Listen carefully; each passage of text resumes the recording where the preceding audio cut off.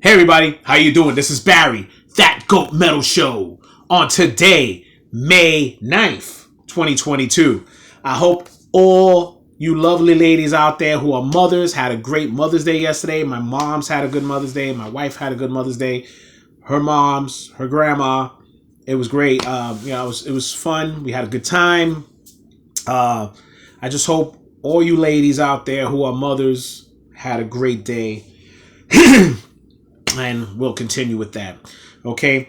All right. First off, before I get into some of the stuff that's going on around metal or around rock, I had a band that was sent to me by, of course, Richie, the silent producer. I read an article about this band called Rottrevore. Okay.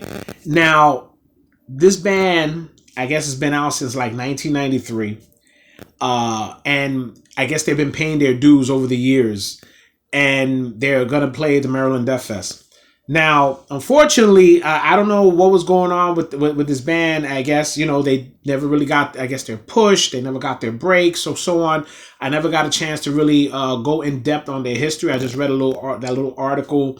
The fact that this band has been going through whatever they've been going through, and they finally made it out there, and they're gonna play Maryland Death Fest. So I said, well, look, I never heard them. All right. I never heard them. So I wanted to hear like one of their songs, the song called Dismal Fate, I guess off their first album. And, get a nice live reaction. I've never heard them before. I wanted to give a little take to see how they sound and give you a quick thing. And then we'll move on to the other stuff. So let's start it off. Rottrevore, Dismal Fate. All right, let's get this up.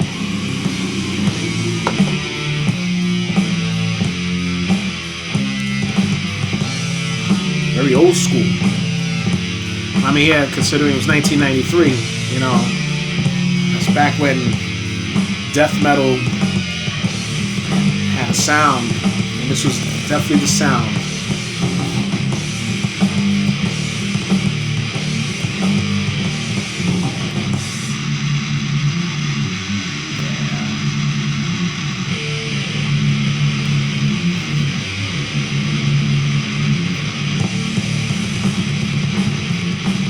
You could already hear the influence.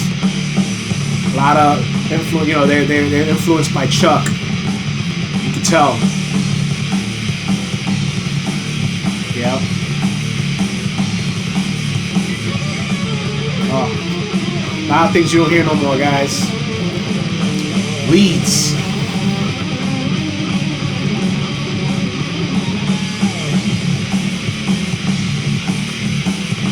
Sounds good.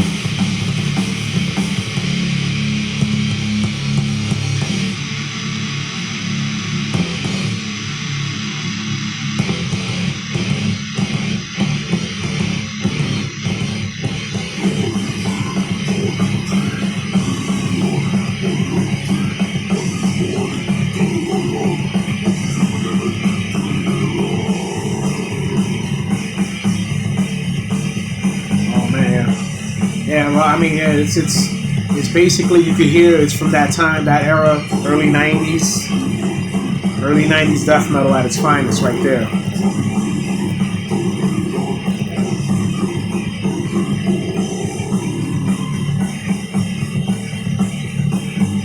A lot of good bands have similar, not similar sounds, but you could say the archetype of what this death metal formula is. Band called Gutted has the same formula, and they were out around that same time too. Great band.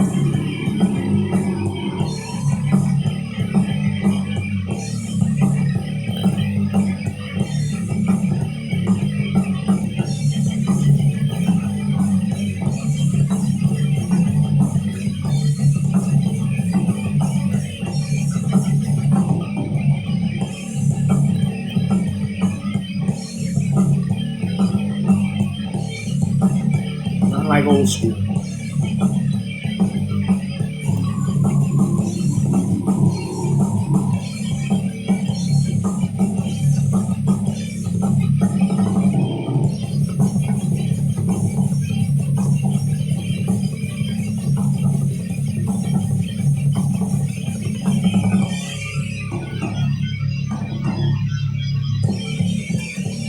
you could hear.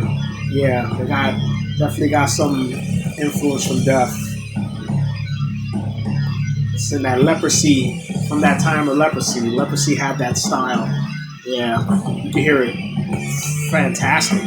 Oh yeah, fantastic.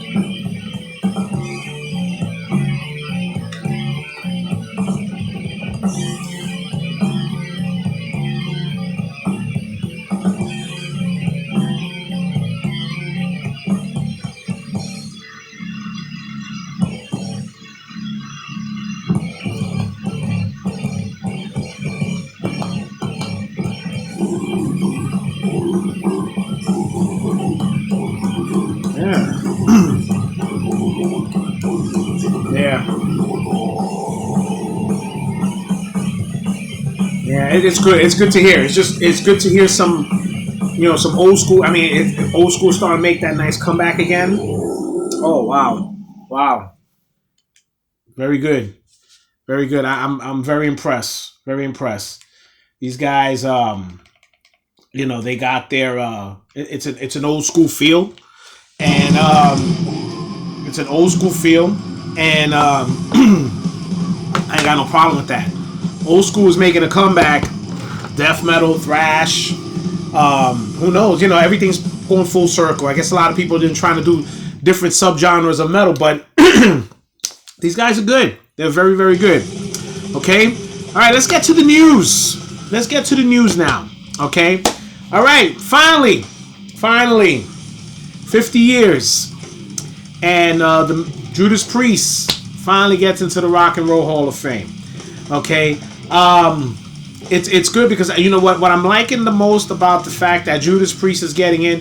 They're getting in with this mindset that they're a metal band, not a rock band, and they're pushing that through. I mean, they got Metallica and everybody else, but nobody's really not forcing it, but going up there with this, because I know Rob Halford, he takes being the metal god seriously.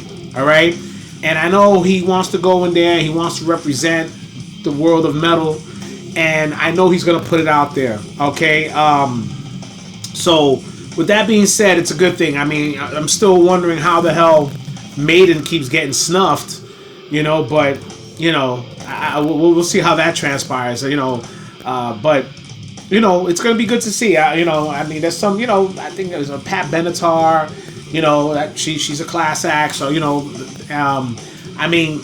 Again, I think they said Eminem. Look, again, like I've said one time when Iron Maiden got snubbed, I think Jay-Z got in.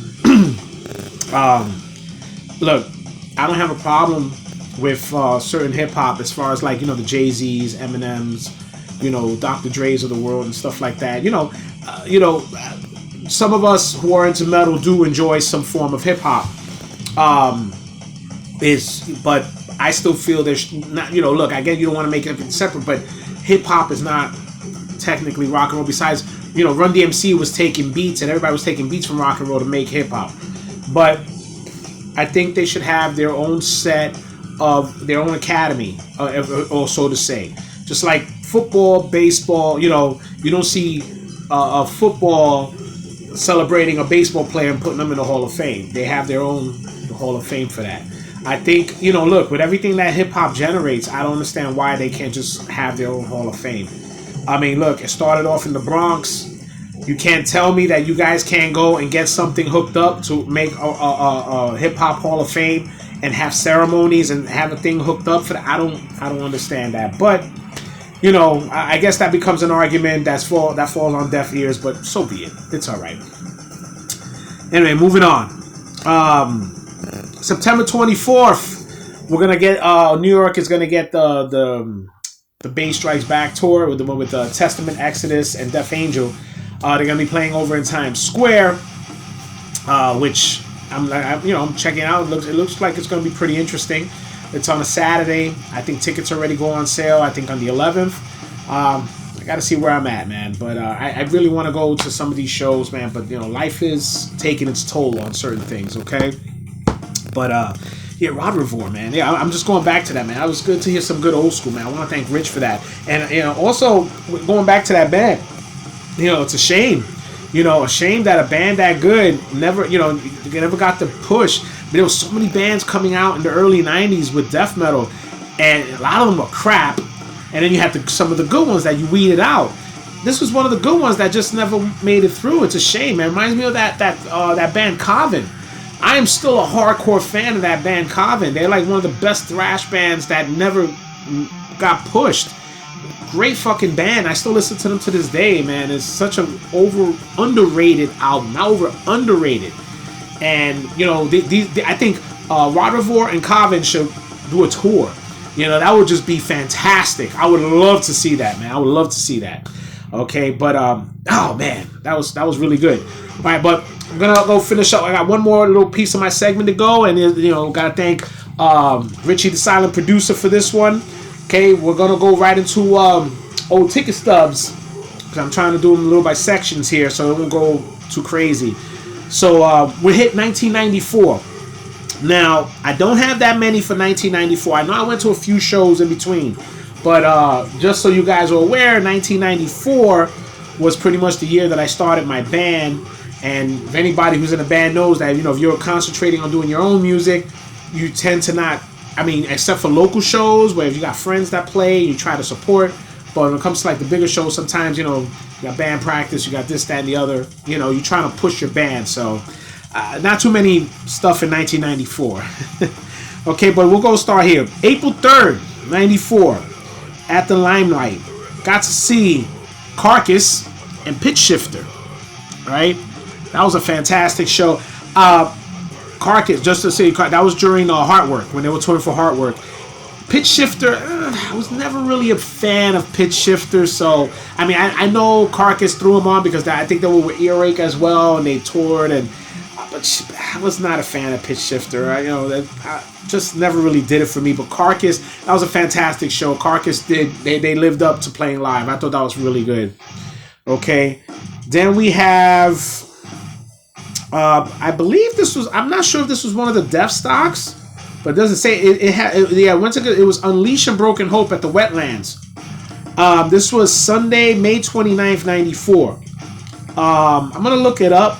I'm not sure if this was another Death Stock, but I did go and I got Joe from Broken Hope to autograph it, and that was a badass show. Unleashed.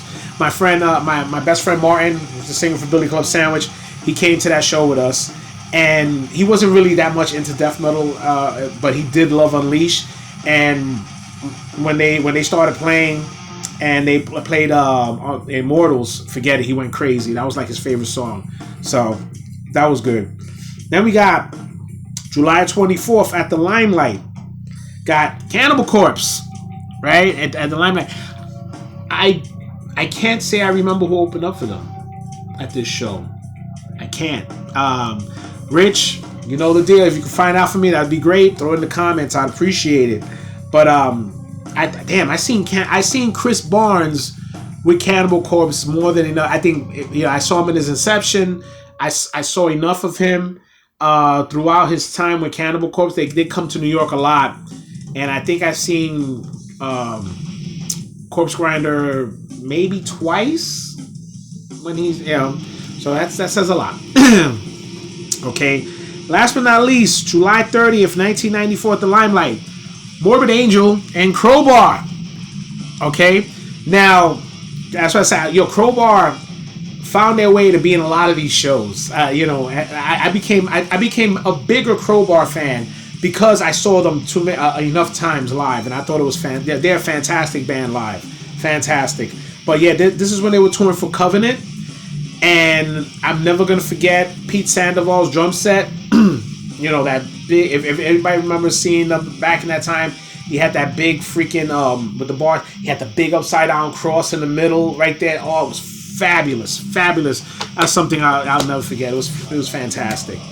But that's it for now, guys. You know, again, I'll leave the link for Rottrevore on the description, so you guys want to check that song. I believe they got like the whole album that you can listen to on YouTube. They sound great.